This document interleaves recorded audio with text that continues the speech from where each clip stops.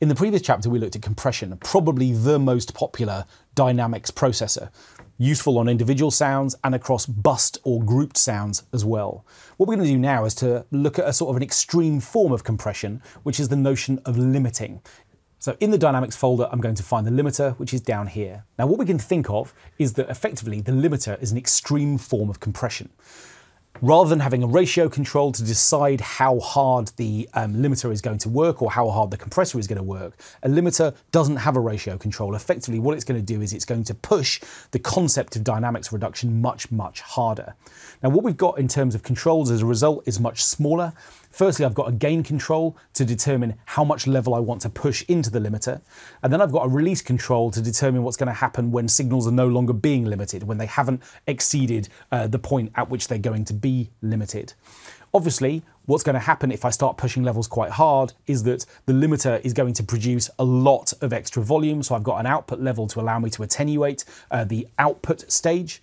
And then I've got a look ahead control. This is going to allow Logic to look into the future to see what audio is coming into the limiter so that it can prepare itself for the way that it might get processed. Generally speaking, if you want to emulate the kind of hardware limiters of the world, then obviously what you're going to need to do is to turn look ahead down, because this is obviously a digital processor which has the advantage of being built into a workstation where it can look into the future in terms of what's coming down the line. But if you just want a more natural response time, turn look ahead down.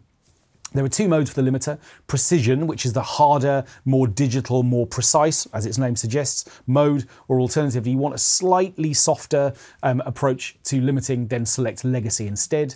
And then we have the opportunity here, if we want to monitor true peaks. In other words, the loudest moments that the limiter is going to produce, which we can see represented over here. So here I'm going to see the input signal, the level coming in. Here I'm going to see any reduction that is applied as a result of pushing limiting and obviously having to control the overall level. And then I'm going to see the overall output level over here on the right hand side. So let's begin to limit our signal. And obviously as I push gain harder, I'm going to have to reduce the output level to make sure that things don't overload.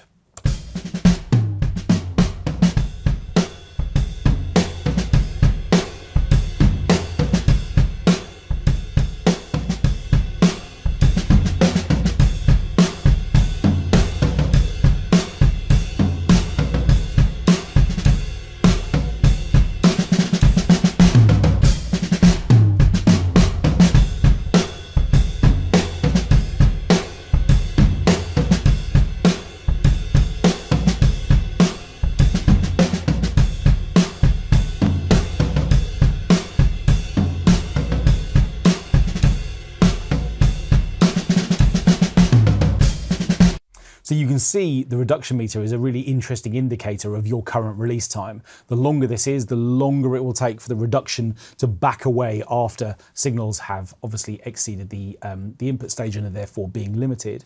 And you can see that by selecting the legacy mode, which has a really different tonal character actually, I have this soft knee option, which is effectively another way of just giving signals that are being limited a little bit of extra time before they're actually processed. And we get a slightly warmer, slightly more vintage sound as a result.